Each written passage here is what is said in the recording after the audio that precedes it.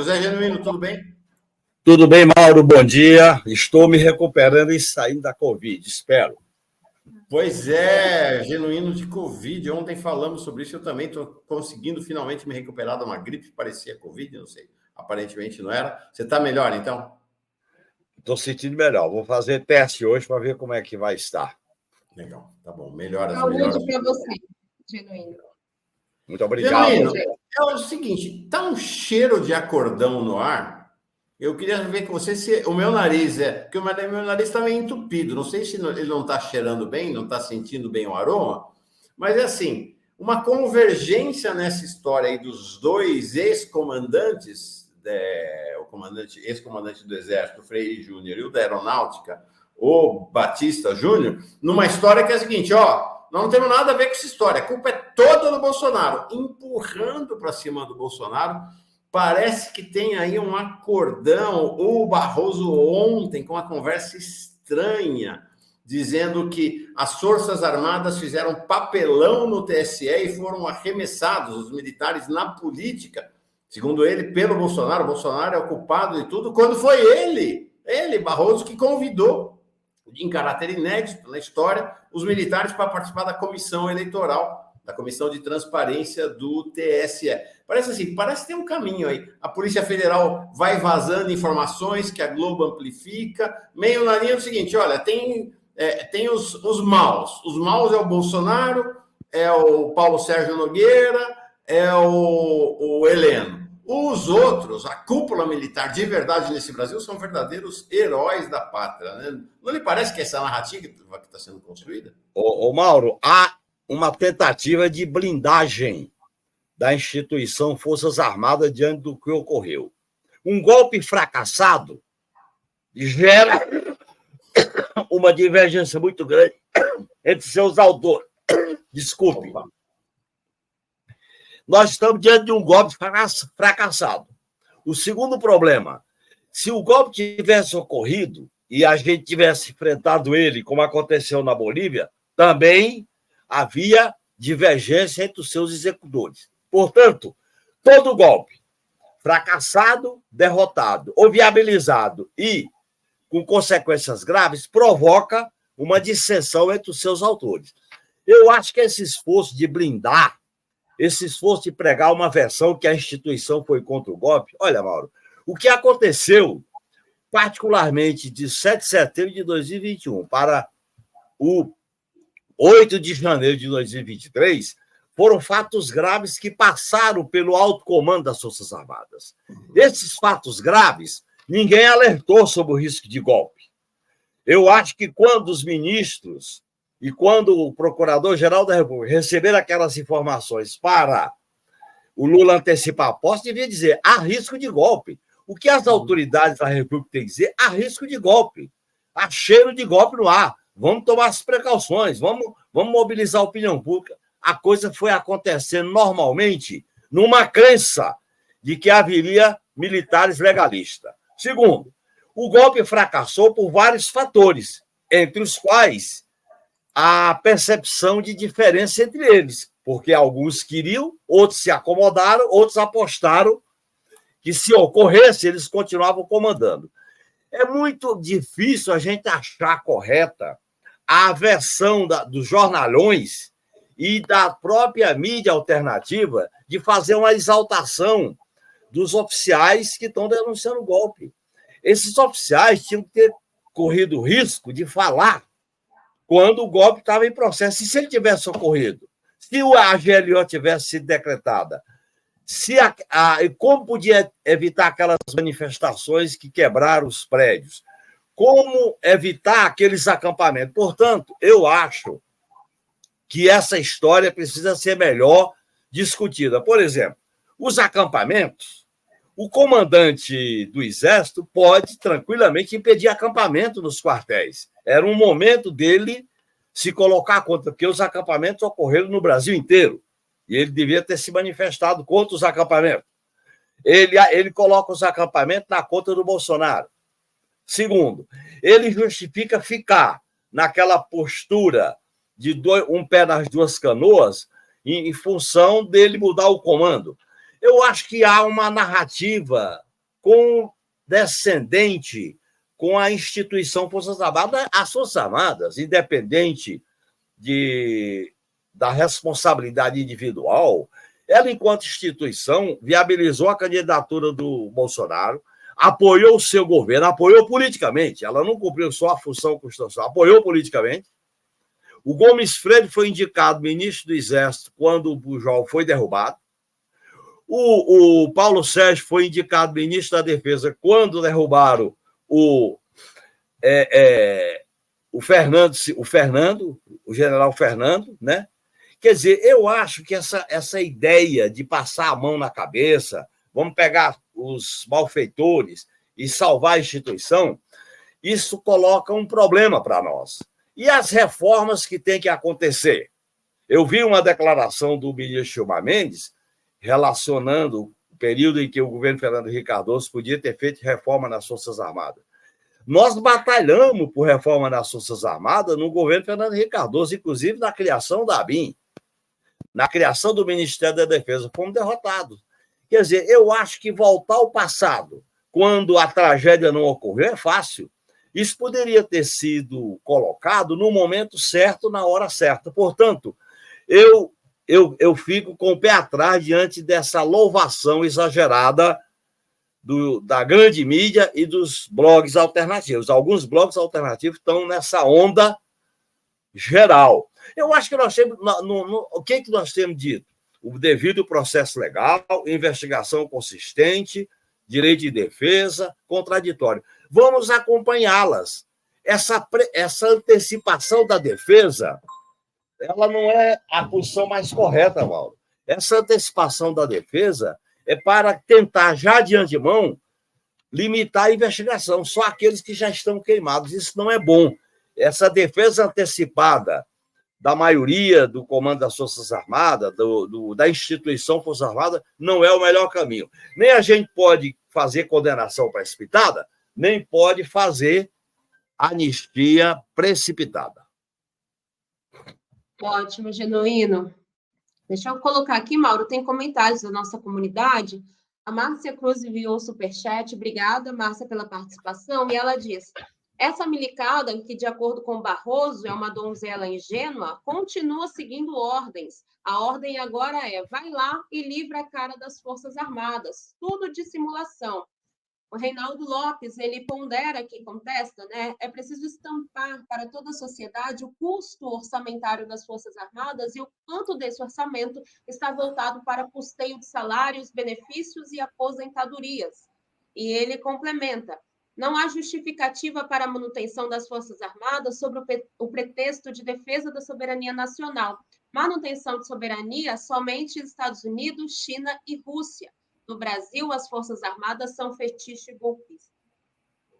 Genuíno, essa é uma questão realmente importante, que é o olhar a partir da esquerda, e não a partir de uma visão conservadora, que é assim: quem trouxe os militares para dentro da política institucional brasileira, de volta, foi o Supremo, foi o Toffoli. O Toffoli, que agora virou herói da esquerda por causa da Lava Jato e que quer ficar amiguinho do Lula. O Toffoli, em outubro de 2018, quando o pau estava comendo na eleição, mas já estava claro que o Bolsonaro deveria vencer, ele traz o general Fernando Azevedo para ser assessor militar do STF, coisa que nunca tinha acontecido na história do STF. O cara sai e vai, em janeiro, vira ministro da Defesa do Bolsonaro. Aí o Barroso vai lá e chama os militares para serem juízes da eleição. Agora está posando de bonitinho aí também. Então, assim, tem um acordo das elites, né, gente? Tem. Mauro, quando está em jogo as instituições do Estado liberal, como Forças Armadas, como o Supremo Tribunal Federal, como o próprio Congresso Nacional, essas vozes se articulam para uma defesa do status quo. O que aconteceu na preparação do golpe foram 2 generais que trabalharam no gabinete do Toffoli. 2 generais. E, no meu modo de entender, os tweets do general Vilas Boas, a intervenção do alto comando nas Forças Armadas na campanha eleitoral, o processo eleitoral conturbado que a gente viu no Rio de Janeiro com a intervenção. Tudo que aconteceu no país, Mauro, mostra que houve uma intervenção, inclusive, na preparação do golpe. A Lava Jato teve a adesão das Forças Armadas. Agora a grande mídia chega e faz uma pesquisa e coloca a questão da Lava Jato como se ela tivesse fracassado por responsabilidade dos políticos. E coloca o empate entre caçar Sérgio Moro, entre o prestígio do Sérgio Moro e o prestígio do Lula. É a tentativa de salvar aquilo que é da essência do Estado liberal burguês. Portanto, a esquerda não pode cair nessa esparrela. Eu não estou condenando antecipadamente ninguém, mas eu não vou absolver antecipadamente ninguém, até porque essas figuras de dirigentes estavam dentro das Forças Armadas. Nós estamos falando de comando do Exército, que foi que substituiu o Pujol. Nós estamos falando de Ministério da Defesa, que substituiu o Fernando. Nós estamos falando de Coté, nós estamos falando de Augusto Heleno. Portanto, não são quaisquer pessoas. São pessoas influentes na cúpula militar. Eu acho que o mais correto é haver uma certa contenção, uma certa sobriedade. Essa sobriedade, Mauro, vale para os dois lados. Nem é correto a gente ficar fazendo torcida para provocar assédio judicial, nem é correto essa correria para absorver. Parece que há um adesismo aventureiro, apressado para absorver. Não, é um alto comando legalista, é isso. Não é. Esses acampamentos não eram legalistas. O ministro da Defesa defendeu que os acampamentos eram democráticos, tinham familiares lá. Quer dizer, tenta-se normalizar a barbárie do golpe. Acampamento, minuta, o papel das PMs. Quer dizer, não é uma maneira correta da gente avaliar e proceder essa memória. Eu não desligo, Mauro, a tentativa de golpe do 8 de janeiro do golpe de 2016. Nem vou desligar o 2016 do 1964. Aí eu tenho uma divergência com relação à avaliação do passado. Eu acho que o passado a gente tem que discutir, avaliar, não é para remoer, é para tirar lições e defender a democracia e as instituições democráticas. É isso aí. Rebeca. Comentários aqui. Esse é um tema que sempre mobiliza, né, Mauro e Genuína, aqui a nossa comunidade. A Célia Ramos diz, olha, ninguém deve ser culpado de ser investigado, Genuína. E o Reinaldo Lopes, tudo indica que a tal da BIM paralela deve ter uma gama enorme de autoridades no bolso, inclusive muitas delas no judiciário. E o Wilson, ele dá uma sugestão para a gente, o Wilson Gregório da Silva. Penso que a população brasileira precisa participar ativamente da política e elaborar projetos de curto, médio e longo prazo para evitar os percalços que está no outro lado da montanha. É isso aí, Genuíno. Acho que vale a pena mudar a história para a gente ter ideia de como as coisas acontecem. A gente tem a ilusão de que 64 não foram os comandantes militares do Exército que chegaram lá e derrubaram o João Goulart. É claro que a articulação de bastidor estava feita, mas era um general de segundo escalão, vamos dizer assim, que era o general Mourão. Lá de fora. Ele era chefe de uma divisão de infantaria em Juiz de Fora, ou seja, um cara do segundo escalão das Forças Armadas. Ele coloca as tropas em marcha de Juiz de Fora para o Rio de Janeiro, para o golpe. E mesmo enquanto as tropas estavam marchando, a maioria dos comandantes militares ficou, boca fechada. Só aderiram para valer depois que o golpe foi vitorioso. Então, o Nunes Freire... Inclusive, a famosa posição do Amaury Clue, aqui de São Paulo, né? Pois é. Então, quando o ex-comandante da Aeronáutica e o ex-comandante do Exército vem dizer, não, agora nós somos heróis, nós ficamos... Nada, eles ficaram quietos. Se o golpe tivesse vencido, imagina, onde é que eles estariam? Eles estavam no comando político. Essa maneira, Mauro, de olhar a história é parte da tradição brasileira, que é uma olhada para esconder, é uma olhada para amenizar, é uma olhada para que a gente não faça reformas estruturais. Qual é a discussão central aqui? Primeiro, punição. Primeiro, a punição. Segundo, não ter anistia. Terceiro, reformas estruturais. Tem que haver reforma nas Forças Armadas, na relação com as instituições, na relação com a autoridade central que é eleita pelo povo brasileiro. Você viu recentemente um artigo do Manuel Domingues, que é um pesquisador da área, ele mostrando que, para a surpresa dele, os militares, em sua grande percepção, da sua grande maioria, têm uma posição anti-Lula, anti-esquerda, que é aquela velha concepção dogmática do inimigo interno. Se nós não nos livrarmos dessa concepção de inimigo interno, se a gente não alterar o 142 que estava rondando as articulações do golpe, se a gente não construir uma doutrina militar a serviço de uma política pública de defesa, se a gente não estabelecer um outro modelo de relação das Forças Armadas com a sociedade, que não pode ser uma relação corporativa de privilégio, nós vamos estar sempre correndo o risco de ter democracia por períodos e ditadura por períodos. Eu acho que esse não é o melhor caminho. A história está nos dando, Mauro, uma oportunidade singular, que é, pela primeira vez, eu acho que é um grande avanço, investigar a 4 estrelas. É um grande avanço. Pela primeira vez na nossa história. Agora, se você investiga, tira para fora, separa o joio do trigo, como eles dizem, e não muda a instituição, como é que fica a PEC da quarentena? É só para militares eleitos ou vai também para civis? Como é que fica o papel da justiça militar?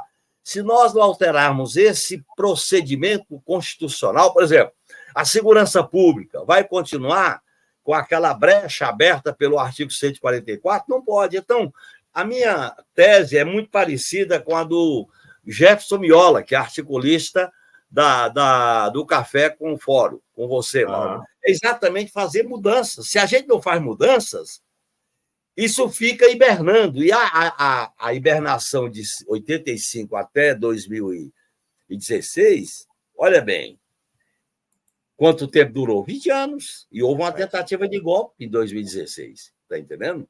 Quer dizer, então eu acho que é importante discutir. Não é porque a gente queira vingança, não é porque a gente queira remoer, é porque a gente quer olhar o passado para iluminar o presente e fazer mudanças no Estado. Por exemplo, mudanças em áreas do Estado que foram bolsonarizadas. O Congresso Nacional foi bolsonarizado. E a população elegeu maioria. Nós temos que ver uma reforma política e não convalidar tudo que acontece no Congresso por esses procedimentos de acordo, que o governo parece que vai selar um segundo acordo à la Câmara com o Senado. Eu acho que esse caminho vai consolidar instituições oligárquicas e autoritárias. A questão das Forças Armadas é grave, porque desde a proclamação da República, elas exercem a ideia de tutela, de autonomia, a ideia de mandar nos demais poderes, a ideia de fundar o Estado, a ideia de ter o monopólio da defesa da pátria. Nós temos que mudar a doutrina sobre o papel das Forças Armadas. Agora, se a gente fica limpando, passando a mão na cabeça, elogiando exageradamente aqueles que não cumpriram suas ordens, não aderiram ao golpe, se é assim, mas não cumpriram, porque deviam ter denunciado. O golpe tinha que ter sido denunciado, Mauro, quando o Lula antecipou a diplomação. Vou antecipar a diplomação porque há risco. Mauro, desculpe, é a Covid que está obrigando a minha tosse. Imagina, Genuíno. Fala, Rebeca. Não, achei que o Genuíno ia concluir. É isso, então, né? O que a gente tem visto, então, pela primeira vez na história do Brasil, Genuíno, os militares, e você citou, militares da cúpula, militares de 4 estrelas, sendo, pelo menos, investigados, né? Aí na mira da justiça. Isso é um marco histórico, né, para a gente, porque pelo menos eu, que vivo a história recente do Brasil, estou tendo a oportunidade de vivenciar isso, e o que a gente espera, de fato, é que todos eles sejam julgados, condenados sem anistia. Foi esse o pedido na posse de Lula, né? Todos nós que estivemos lá pedimos sem anistia para esses que tentaram acabar com o Brasil, com a nossa democracia. É verdade, Rebeca. E há uma questão, Mauro, que eu queria acrescentar. O Bolsonaro está tentando trazer as Forças Armadas, ou parte delas, para o seu colo com a bandeira da anistia. Nós temos que fazer uma campanha sem anistia, punição e sem anistia. Qual é a dificuldade que ele vai enfrentar? É que agora as revelações vão falar mais alto. As revelações na investigação, as revelações no julgamento e na prisão podem desgastar o ex-presidente Jair Bolsonaro e pode desgastar a relação com as Forças Armadas. Agora, como isso vai ser um processo não tranquilo, as vozes para blindar, as vozes para apaziguar vão crescer. Não vamos chutar o pau da barraca, vamos com cautela, vamos eleger heróis que se omitiram, não é heróis que praticaram um ato de coragem, heróis que se omitiram. A omissão vira um ato de heroísmo. Portanto, eu acho que nós vamos passar por uma travessia delicada nesse processo de investigação. Eu não sou favorável a quebrar qualquer procedimento judicial, devido processo legal, direito de defesa, contraditório e amplo direito de discussão desse sistema. Agora, e também não podemos fazer uma campanha, vamos lá, precipita, condena, não é isso. Nós temos que, até para apoiar a ação do ministro Alexandre de Moraes e da Polícia Federal, nós temos que apostar no cronograma da esquerda ocupar as ruas, como está programado para o 8 de janeiro, Dia Internacional da Mulher, para o dia 23 de março, 8 de março, Dia Internacional da Mulher, o 23 de março, lembrar os 60 anos do golpe e o 1º de maio, que é um cronograma interessante para a gente rearticular as manifestações populares de rua. Perfeito. Genuíno, tem uma tese que está crescendo, aí por conta, na mídia conservadora, nos juristas conservadores, de que o Freire Gomes, o Batista Júnior e outros militares não podem ser punidos porque eles estavam cumprindo ordens e eles tinham obrigação do cumprimento das ordens. Aqui, tem 3 jornalistas do Globo que são hoje as porta-vozes dessa apuração da Polícia Federal, mais o Ministério, mais a PGR, mais o Supremo e desse setor judiciário conservador. É muito interessante. São 3. É a Bela Megali, a Malu Gaspar e a Miriam Leitão.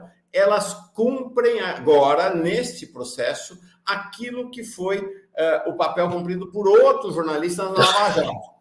Elas são interlocutoras privilegiadas dessa estrutura de investigação que, em vez de dar entrevista coletiva e dizer para todo mundo, ficam vazando informações sob controle, controladas para elas. Por exemplo, o Fausto Macedo, do Estadão, foi um dos grandes favorecidos na época da Lava Jato. Hoje ele está fora do circuito. Quem manda são essas 3 do Globo. Então, a Bela Megali hoje diz assim, outro ponto explorado nos depoimentos foi a cadeia de comando das Forças Armadas, já que o general e o brigadeiro estavam submetidos ao então ministro da Defesa.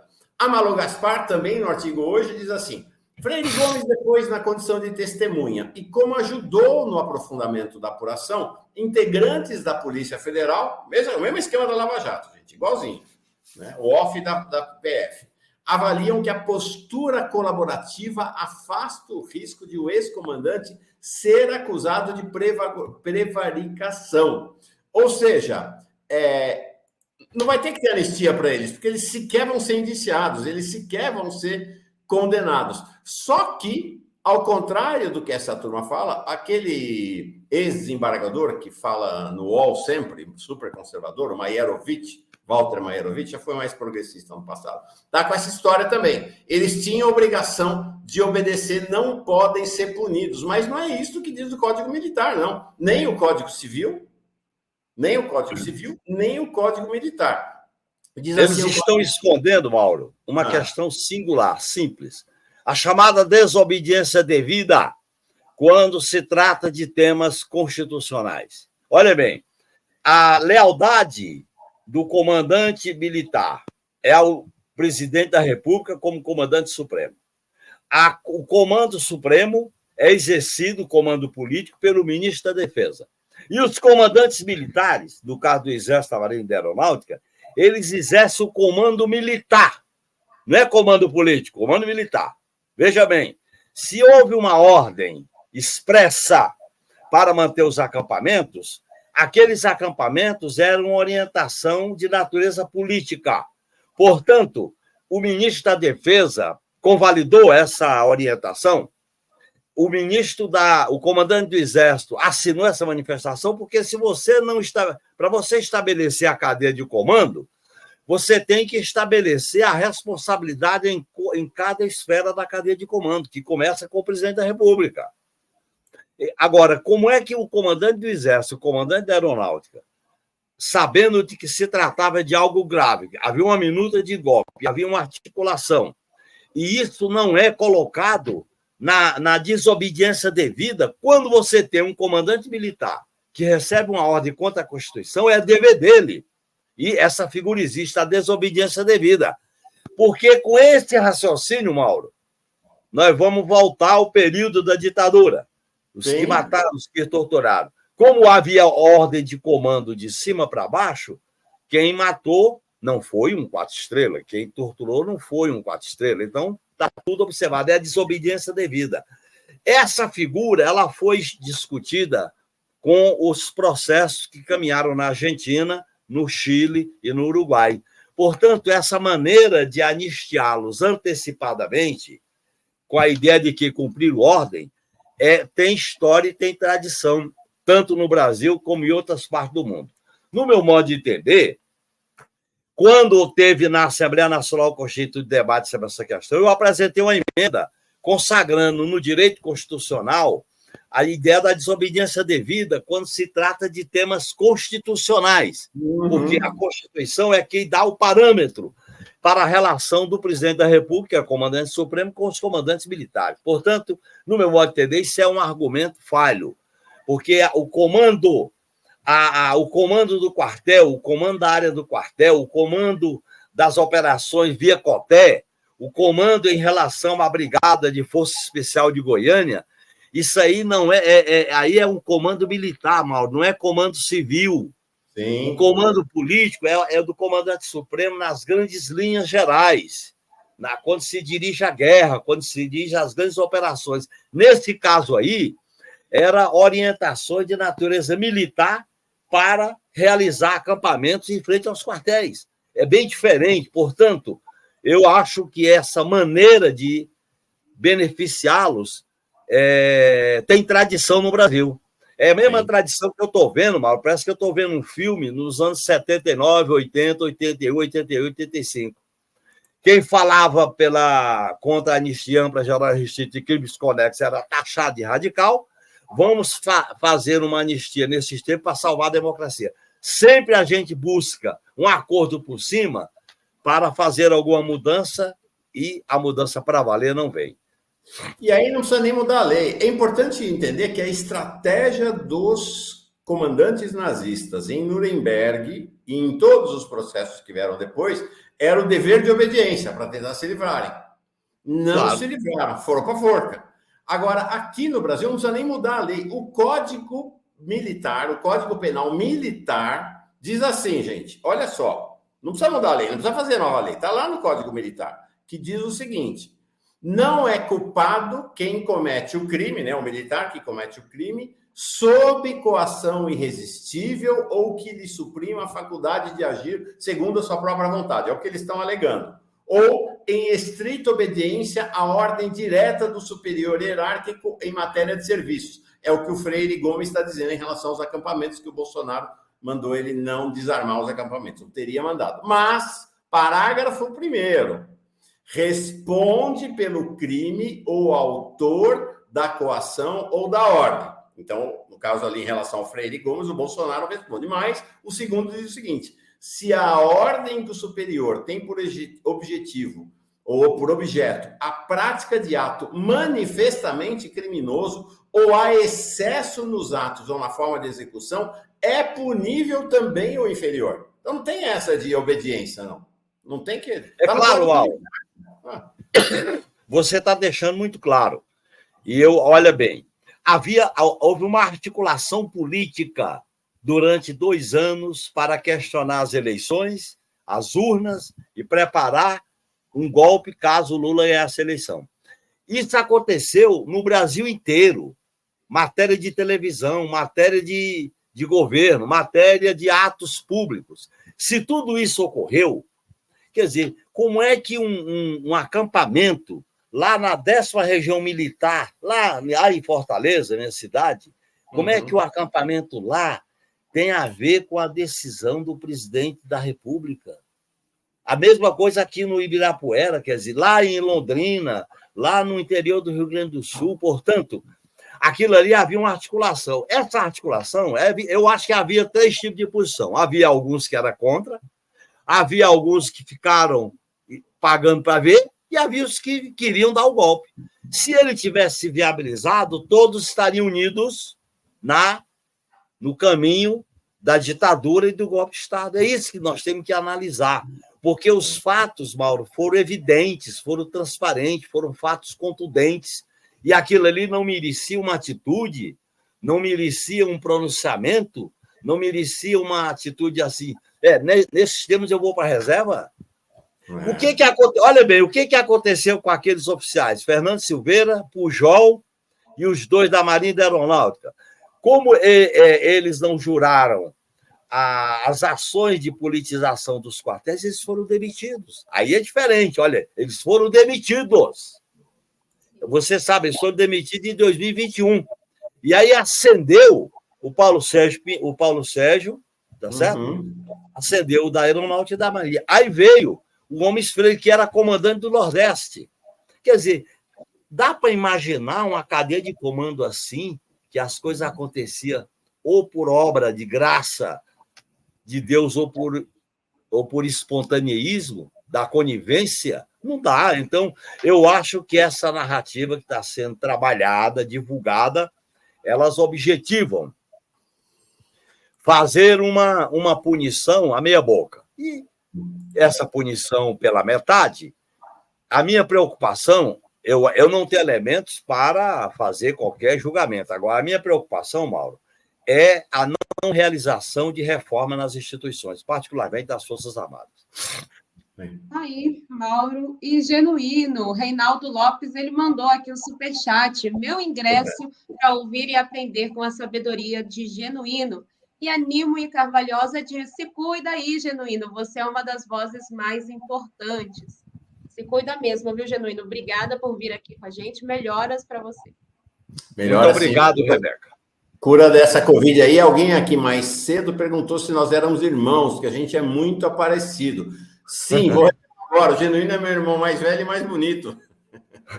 Que é isso, Mauro? Que é isso? Abração, Genuíno. Obrigado, viu? Nós 2 na tosse aqui. Vamos embora. Recupera-se essa semana. Um grande abraço, Mauro e Rebeca, e para a nossa comunidade, tá? Abração, Genuíno. Vai lá.